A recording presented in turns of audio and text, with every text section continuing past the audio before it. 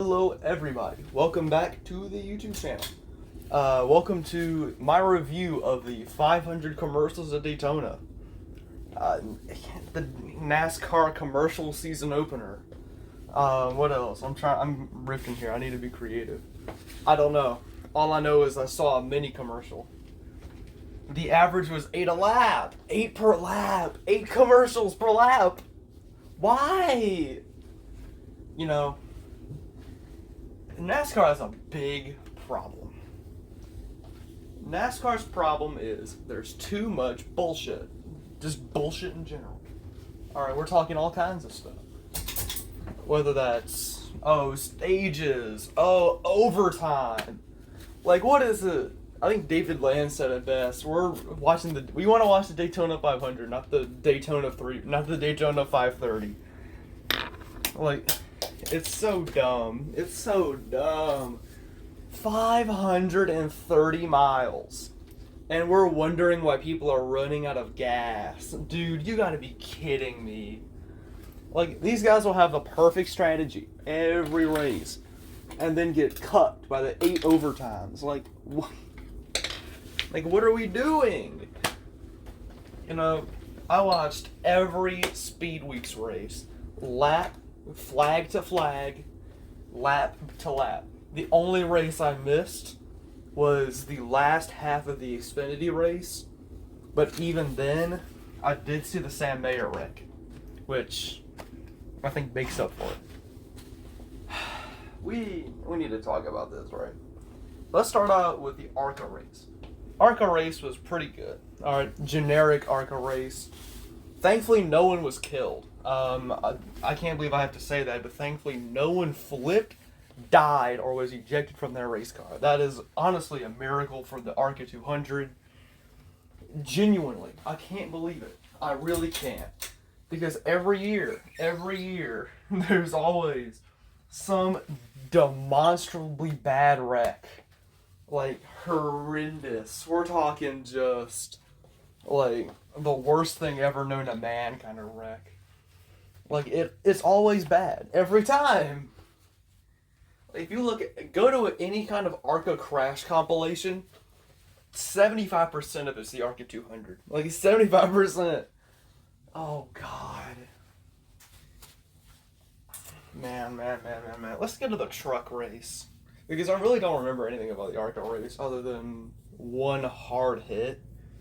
Yeah, they had that one big hit, and then they had Scott Milton, rest in peace, hit the wall. He didn't die. I thought he died when he wrecked. The entire car fell apart, and it just dumped oil through the entire racetrack. That is possibly one of the longest red flags I have ever seen. Nobody flipped. It wasn't a multi-car wreck. It was one guy hitting the outside wall the wrong way and just dumping oil everywhere. But yeah, let's stop stalling and get to the truck race. The truck race could have been good if they actually ran laps while the track was dry. Because the whole race was just rain. And I can't really fault anybody for anything. I was honestly extremely sad when Raja Karuf got wrecked. Because that was just, I was like, oh no, Raja's around. Oh, he can save it, he's good. And then Daniel Dye, the ball breaker, came in and just plowed into him. Thankfully, Ben Rhodes was there to cause it. Jesus. All Ben Rhodes had to do was brake, and he wouldn't have crashed out an entire team. But he did. Both trucks from one truck team destroyed. There we go. Instant bankruptcy. Imagine getting bankrupt because your two cars crash in a car race. That'd be tough. That'd be a tough one. That sucks. Oh, now we gotta get to the Xfinity race. The Xfinity race was a generic Daytona Xfinity race. I'm not sure what I even expected, honestly. Genuinely, I don't know. Because it was every single thing I was waiting for to happen. Like, oh, would you look at that? There's a couple decent wrecks at the start. Oh, there was a caution, but within the first 10 laps. Oh no, some random dude running at the front gets turned because he made a bad block between 7 to go and 3 to go. Oh no, now there's a caution. Now we have an excuse to go to overtime. Oh no, overtime number one, there was a decent, pretty big Xfinity Series wreck. Oh no, overtime two, and someone flipped. What? Tell me I'm wrong. Tell me I'm wrong. Like, what? It's the same thing that happened in the Cup race. Like, what are we doing here? What are we honestly doing? Why? Just change the cars. Just get different Xfinity Series cars, please. It's so dumb. I don't want to watch the same race every time. All I'm doing is watching different flips. That's it. There's no other reason. Why do we do this? I mean, last year we sent someone into the catch fence. And this time Sam Mayer flipped over. Like, what? He could have been hitting the window. You don't realize that. That was the safest flip I've ever seen live. But he could have been hitting the window. That is a lie, though. I think Jessica Friesen holds the NASCAR record for least bad flip. She didn't even end that race, too. She didn't even get DNF'd. She just kept racing. Like, yup, up and over. Well, put her in first. We'll keep going. Man, if the person in the grandstands, I'm gonna rant here. If the person in the grandstands and the one Knoxville photographer didn't catch that flip, then no one would have known she flipped over. Nobody would have known. She would not have flipped. Like, yeah, you'll have people on Twitter say, oh yeah, she flipped over, but like, who believes them? Nobody does. But yeah, apparently Fox was bullshitting their entire last half of the Xfinity Series broadcast and the Cup broadcast, which we'll get to later. Jesus. So let me get this straight. Let me get this perfectly straight here. We missed a near flip. I'm not sure if y'all know this, but towards the end of the Xfinity Series race, I think it was after the Brandon Jones spin, a white car, I don't know what, it had heavy front end damage when they cut to it. Nobody knows what happened. However, one person did see it. And that one person claimed that the car suffered a mechanical failure, he overcorrected, hit the outside wall, and went up on two wheels. Where is the live broadcast angle? Where is it? How much money did they make? How much money does Fox make per Xfinity Series broadcast? How much? Because it has to be in the millions. Has to be. And with those millions and millions of dollars, you pay the teams, you pay the people, how much money do you have left? You probably still have millions left over. Why are we missing wrecks? There is no excuse anymore. We missed a flip last year. We missed a flip and we missed a wall ride in Knoxville. How do we do that? How do we miss that? I'm not gonna like a race. You can't expect me to enjoy a race if I don't even see anything live.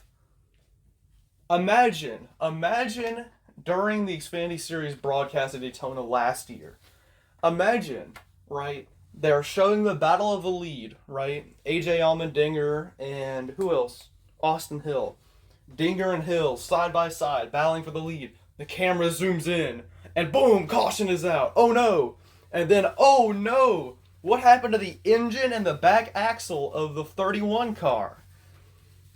Oh no, what happened? We'll never know. Imagine that. Imagine how bad NASCAR would have been destroyed if they missed that live. But no. I cannot wait until we get to Auto Club next week and we get a car flipping over and they don't show it live. I'm not gonna put money down. But that's gonna happen this year. If we keep missing wrecks, that is what's gonna happen. We're gonna get another bad crash, and then, like, NASCAR is well, it's not losing fan base anymore, but it's not retaining anybody anymore. Like, think about it. NFL is out, okay? The NBA is, we're in late February. The NBA is just getting good. All right, you got the Big Ten, you got the March Madness coming up. What are we gonna do? And then after March, NFL starts back up, and no one watches USFL. But like, no one watches the USFL, but like, why would someone watch NASCAR over the USFL? Because they like car racing. Because they like NASCAR. But somebody like me who watches a bunch of different sports every weekend, why would someone choose a different sport over NASCAR? Think about it. When you have NASCAR with literally the worst fan base on earth, like the worst fan base, the most racist fan base on earth, that the broadcast is missing wrecks, and they're showing an advertisement every 3 laps and cutting to ad break, and you don't see half the race, why would they watch that when they can watch the USFL? There's no point. We need to fix the broadcast. We need to make...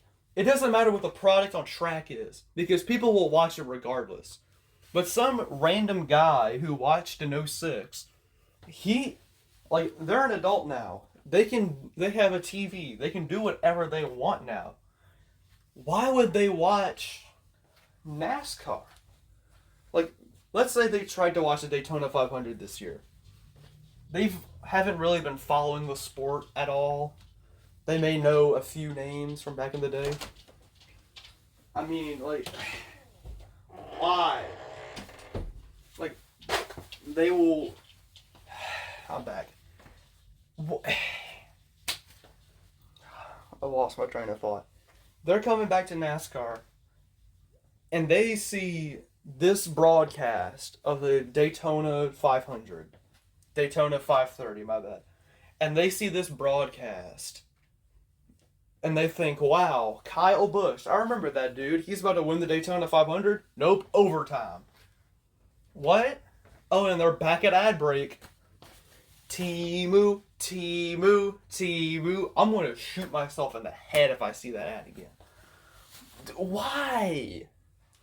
You have god-awful ad breaks with the worst advertisements I've ever seen. We're not seeing any coverage live. You know what they did last year? Last year in the Coke 0400 at Daytona, they had a crash where they were just cutting to ad break and Tyler Reddick got spun in front of the field. Right as they cut to ad break, they cut right back to show the wreck. That was NBC. The exact same thing happened. Tyler Reddick gets spun in front of the field right as they're cutting to ad break. But, it's side by side. We can just show the wreck. Fuck you. Why even hire David Land? I don't like David Land. I hate that dude. But he said it best. Why hire Mike Joy if he's not going to commentate a wreck? Why even hire him? Just give him to Fox. Or give him to NBC. Like, if you're not going to show anything live, why even put him there? So we can read ads? Like, we only saw 2/3 of the race in the Cup race. 2/3! 2/3 of the race! The rest of them were behind a screen with either Mike Joy or some random person I don't care about talking. It's all ads now. It's all ads. Every section around the track is a billboard. Alright? Like, I remember one day, it was a Talladega race and with the trucks. They sold the pit road entry line. The pit road entry line. They sold it. What is this? Like, why? I know we gotta get to the Daytona 500, right? Why are we doing this? Daytona 500. Come on. Come on. Like, I don't even want to talk about the race anymore. Because it was the exact same thing as the Xfinity race. The only difference was instead of the 9 getting spun, it was the 99. Like,